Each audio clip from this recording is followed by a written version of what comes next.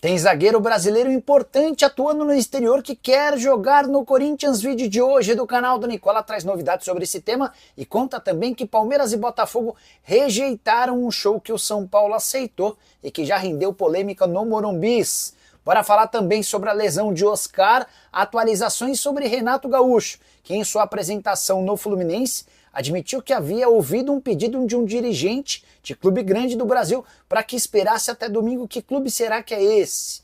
Para arrematar, mico de 60 milhões de reais no Botafogo, multa rescisória de Jorge Jesus caindo na virada do mês, as últimas do mercado, bastidores, finanças e informações importantes sobre Edinaldo Rodrigues e a CBF. Fala aí pessoal, sou Jorge Nicola, bem-vindos a mais um vídeo do canal. Sempre bom ter vocês por aqui, sem perder tempo, só pedir para deixar like, se inscrever no canal e ativar as notificações. Bora começar o vídeo com aquele tradicional giro de notícias e a primeira informação é sobre o Vasco da Gama.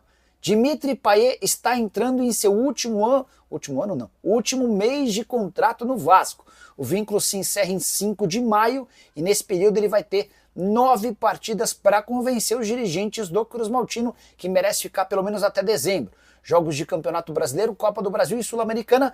Nesse momento a decisão dos dirigentes do Vasco é pela não renovação do contrato. Já o confronto entre Vasco e Flamengo vai mesmo acontecer no Maracanã, ao contrário da vontade dos dirigentes cruz-maltinos, que tentaram a todo instante levar a partida para São Januário. Por falar no Flamengo, contar que Wesley, Gerson, Arrascaeta e Plata viajaram do Rio de Janeiro com destino a Salvador, onde vão se encontrar com o restante do elenco da delegação rubro-negra que estava jogando contra o Táchira na noite dessa quinta-feira. Aqui no domingo, o Flamengo visita o Vitória em Salvador, mais especificamente no Barradão. Para completar o giro de notícias, contar que o Juventude está vendendo o atacante Enio, que já foi revelado na base do Botafogo e que recentemente teve proposta do Grêmio. Ninguém consegue descobrir qual o clube interessado, mas imagina-se que o Enio vá defender outro time no Brasil. A saideira do giro de notícias, John Textor deve ser notificado por um oficial de justiça caso compareça ao confronto do Botafogo contra o Juventude nesse sábado.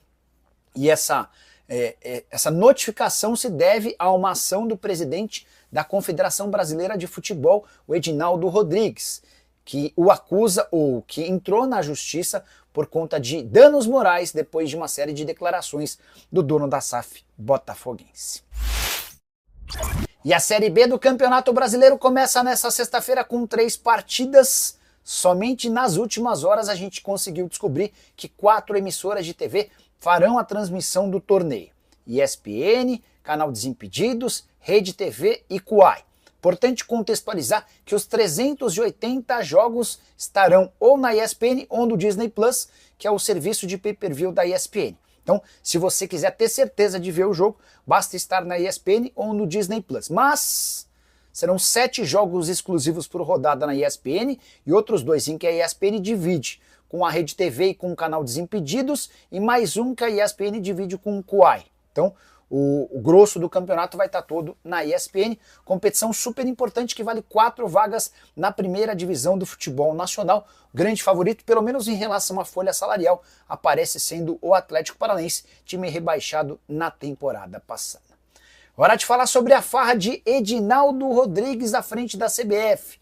Havia contado para vocês com exclusividade na semana passada a respeito das mesadas pagas às federações e dos mensalinhos, os salários a que têm direito os presidentes de federações, certo?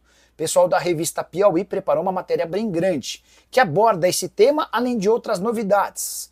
As principais revelações, exceto as que eu já havia contado, é de que o Edinaldo tem gastado bastante com gente que também não tem nada a ver com a CBF. Quer um exemplo?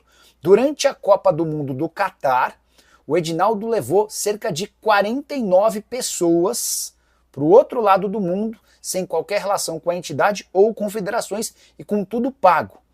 Direito a voos internacionais, hospedagem. Um desses representantes, um desses convidados, chegou a contar com um cartão corporativo que tinha uma diária de até $500. Mas os casos mais graves vêm agora. A esposa do Edinaldo, por exemplo, teve 37 mil reais de despesas. Todas as despesas da família do Edinaldo foram pagas pela CBF. Depois o Edinaldo disse em entrevista à revista que fez questão de ressarcir a CBF. Mas teve um deputado federal e sua esposa que custaram à entidade máxima do futebol R$ 364 mil. Vejo com muita tristeza esse tipo de notícia, porque enquanto muitos clubes de futebol no Brasil agonizam por falta de suporte e apoio da CBF, que, por exemplo, não organiza Série Z, F, G, H do Campeonato Brasileiro, há essa gastança como nunca antes vista. De acordo com a revista Piauí, funcionários antigos da CBF admitem que esse tipo de comportamento na entidade máxima do futebol é recorrente, mas nunca gastou-se tanto quanto na última Copa do Mundo. Hora de falar sobre Jorge Jesus e a seleção brasileira. Completa nesta sexta-feira uma semana desde a demissão do Dorival Júnior e, ao que parece, não há pressa na CBF para a escolha ou para o anúncio do novo técnico. Isso tem a ver com a condição do JJ, que já disse à Confederação Brasileira de Futebol que quer trabalhar na seleção, mas nesse momento ele não pode deixar o Al Hilal. Tem um outro ponto importante. A multa rescisória do Jorge Jesus vai caindo conforme se aproxima o fim do seu contrato. O vínculo se encerra em 30 de junho, embora exista um aditivo que permitiria a permanência dele até o mês de julho, por conta do Super Mundial. Na virada de março para abril, a multa rescisória caiu para 5 milhões de euros. Na virada de abril para maio, a multa rescisória cai para 3 milhões de euros. E é também por isso que a CBF não tem tanta pressa. Vale a lembrança de que o Brasil só volta a jogar na data FIFA do mês de junho, quando recebe o Paraguai e visita o Equador. Importante contar também que o Jorge Jesus tem compromissos super importantes entre os dias 25 de abril e 3 de maio.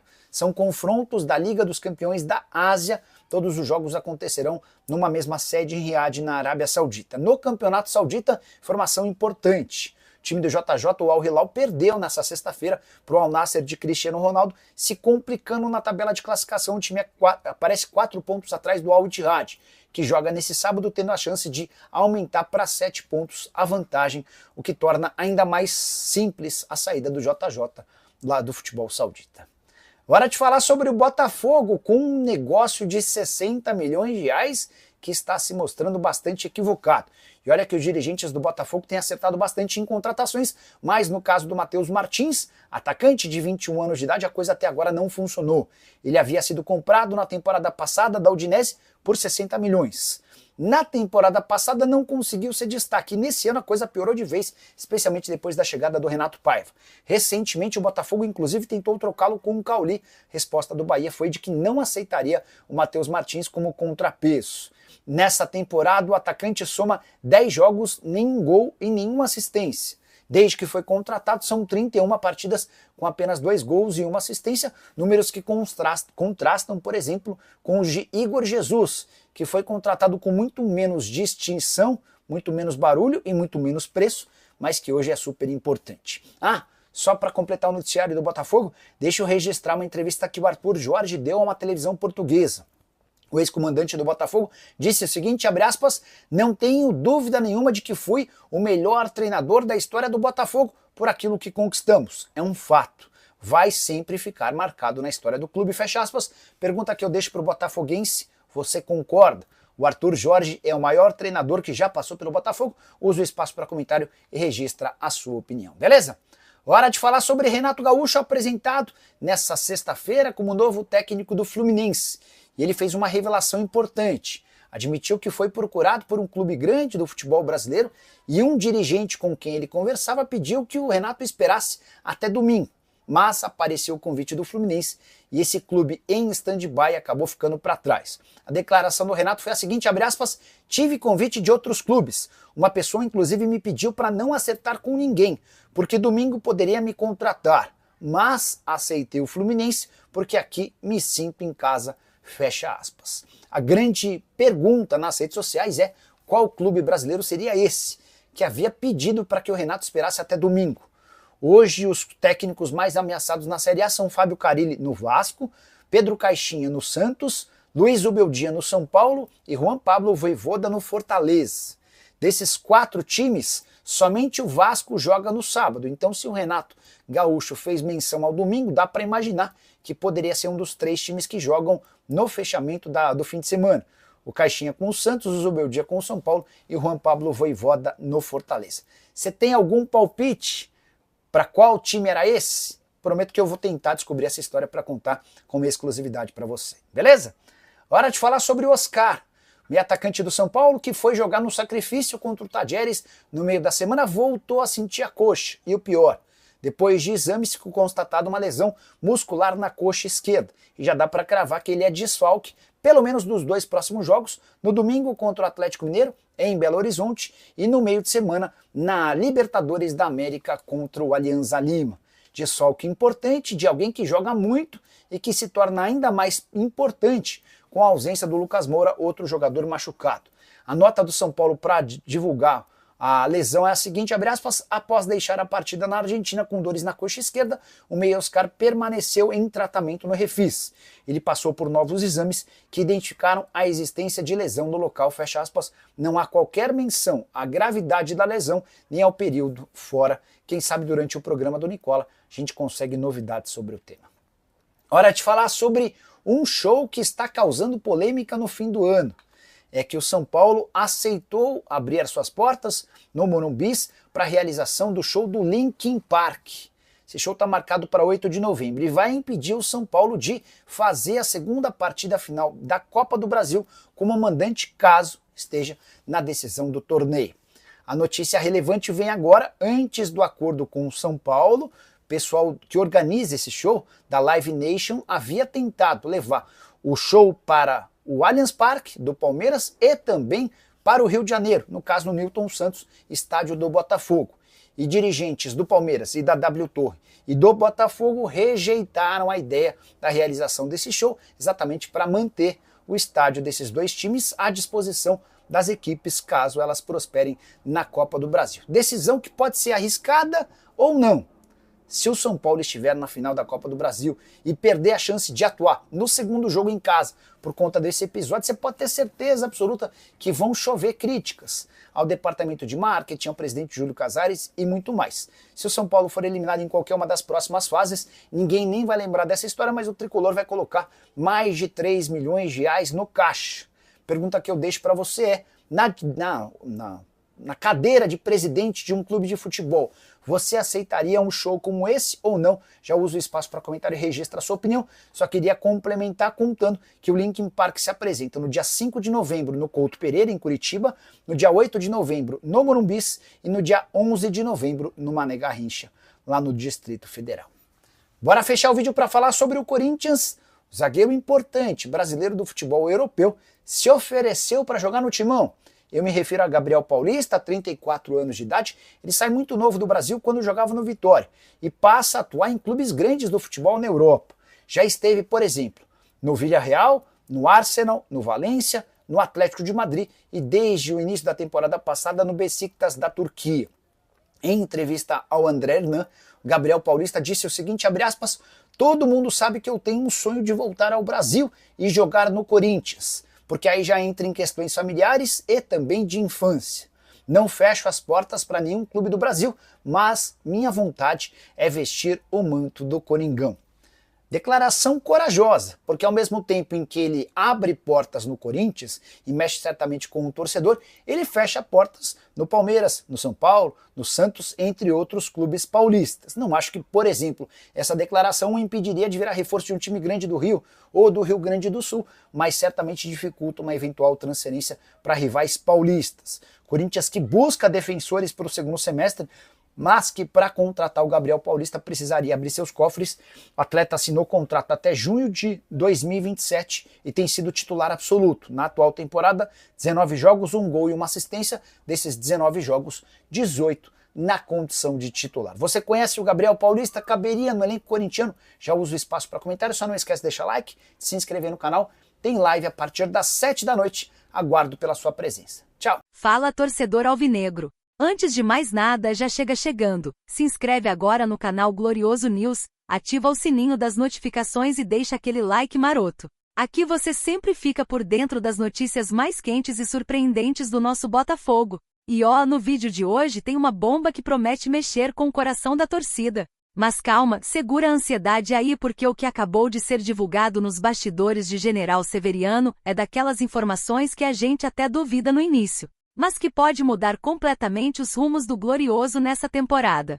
A torcida já está surtando nas redes sociais, e o clima é de pura tensão, euforia misturada com expectativa. E não estamos falando de qualquer jogadorzinho aí não, estamos falando de um nome que vem crescendo no cenário nacional, um cara jovem, versátil, que pode atuar tanto na lateral quanto no meio de campo. Um reforço que cairia como uma luva no esquema do técnico Renato Paiva e que, segundo fontes confiáveis, já tem conversas muito adiantadas com o clube.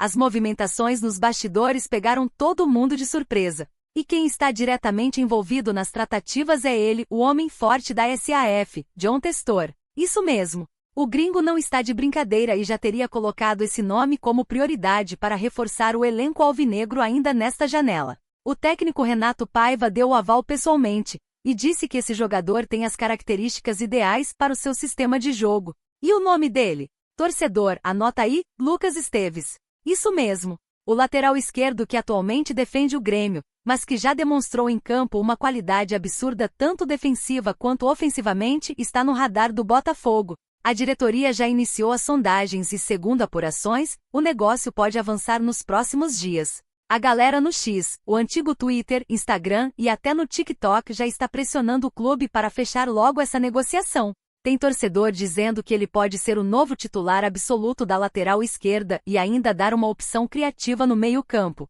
Seria um verdadeiro upgrade na parte tática do time, e isso tá deixando todo mundo enlouquecido. Agora, a pergunta que não quer calar. Será que John Testor vai acelerar essa negociação e trazer o Esteves pro glorioso? Será que o Grêmio vai liberar? Será que Renato Paiva vai conseguir mais esse reforço de peso? A verdade é que essa especulação tá pegando fogo, e qualquer novidade a gente vai trazer aqui pra você em primeira mão. Então já sabe, né? Se inscreve agora no canal Glorioso News, ativa o sininho das notificações porque se esse negócio for fechado, você vai querer saber antes de todo mundo. E claro, comenta aqui embaixo. Você acha que o Lucas Esteves tem a cara do Botafogo?